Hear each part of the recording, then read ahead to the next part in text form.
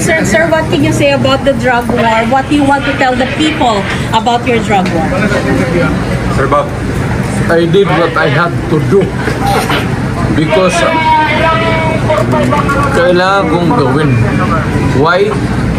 To protect the people and my country. Thank you. Thank you po. Before anything else, Senator, I'd like to thank the committee for inviting me para once and for all malaman natin ang totoo. So, I would like to request sa inyo na huwag ninyo akong ituring president or kaibigan. Treat me as a witness and tignan natin kung lalabas yung totoo. So, with your permission, at maraming salamat po sa inyong lahat for inviting me. I'd like to start. My mandate as President of the Republic was to protect the country and the Filipino people. Do not question my policies because I offer no apologies, no excuses. I did what I had to do. And whether you believe it or not, I did it for my country. The war on illegal drugs is not about killing people. It is about protecting the innocent and the defenseless. The war on drugs is about the eradication of illegal substances such as shabu, cocaine, heroin, marijuana, party drugs, and the like, as a menace which ruins people, families, communities, and relationships, and tears apart the social fabric which binds society together in peace, harmony, and brotherhood.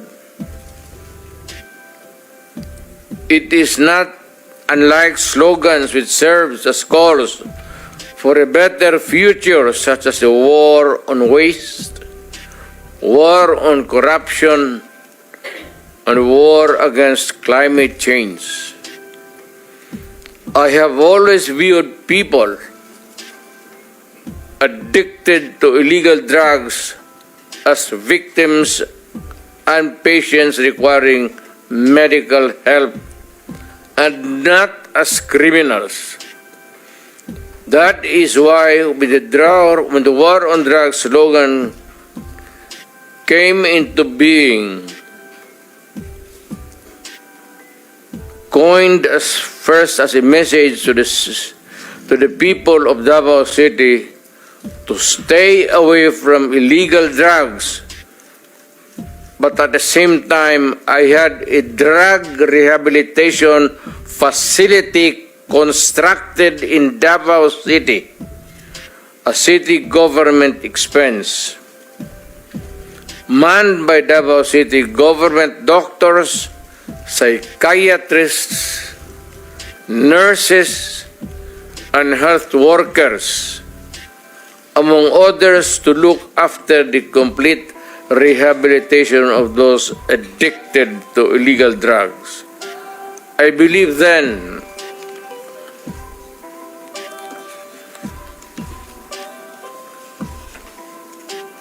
and I still believe now that rehabilitation and not fear of death or incarceration to be the key to the return of the addicted individuals back to the mainstream of a just and forgiving society. But no mistake about it, I hate drugs. I loathe the purveyors, the merchants, and the pushers of this demonizing element. I have not failed to emphasize this from the very day of the campaign when I ran for the presidency in 2016. This was my covenant with the Filipinos who believed in me. And to this day, must still agree with what in government have achieved. It is unfortunate that drug-related crimes are on the rise again. Every day you can read about children being raped, people getting killed and robbed. And just recently, a drug den was raided within the Malacanang complex. This clearly manifests that the purveyors of this menace are back in business.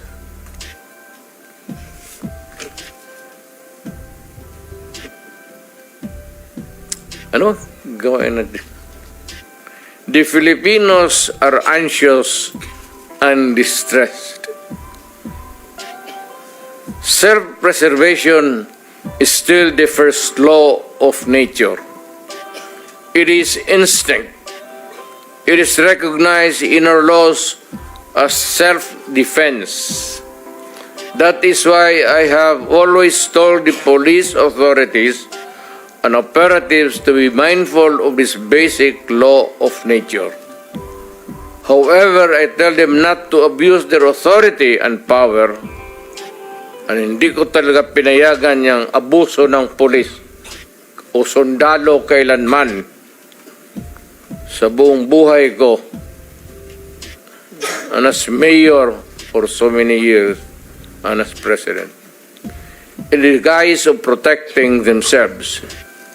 But when your very life is placed at risk and it can be snuffed out in a matter of seconds, then and only then must you act accordingly. Repel the aggression only in self-defense. Alam mo, matagal ako nagturo sa aming bayan sa Police Academy. When I was a prosecutor, to augment my income noon na bago akong kasal, nagturo ako sa pulis. Ang sinabi ko talaga sa kanila, when you are arresting a criminal, you are not supposed to request him to surrender. Rather, you have to overcome the resistance. However, pag ayaw, it's the duty of the police is to overcome the resistance kung ayaw mag-surrender. At kung may baril, at kung tingin mo, sabi ko sa mga polis doon sa academy, mamamatay ka, barilin mo. Barilin mo sa ulo. Patayin mo at least one less criminal in the community. Yun ang utos ko when I was a fiscal and I was a professor doon sa Police Academy. Yun ang turo ko sa kanila. No quarters given, no quarters asked. Kriminal ito.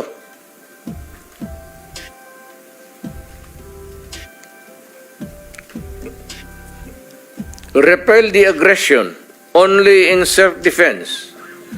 Do not make orphans of your children and widows of your wives. I don't want that in my conscience as mayor and president. Hindi ko mabigat yan sa konsensya ko. I have warned. But before that, my job as president was never easy. And it was not meant to be. I have tried to do the best I can to address the problem of illegal drugs firmly and without compromise. For all of its successes and shortcomings, I alone take full legal responsibility sa lahat na nagawa ng mga pulis pursuant to my order. Ako ang managot at ako ang makulong, wag yung pulis na sumunod sa order ko. Kawawa naman, nagtatrabaho lang. Yun ang gusto kong sabihin sa Pilipino at mabutit niyaya ninyo ako dito. Once and for all, yan ang gusto kong sabihin sa tao.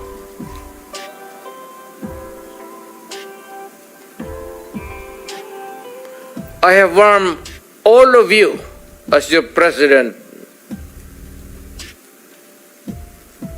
then and as a private citizen now.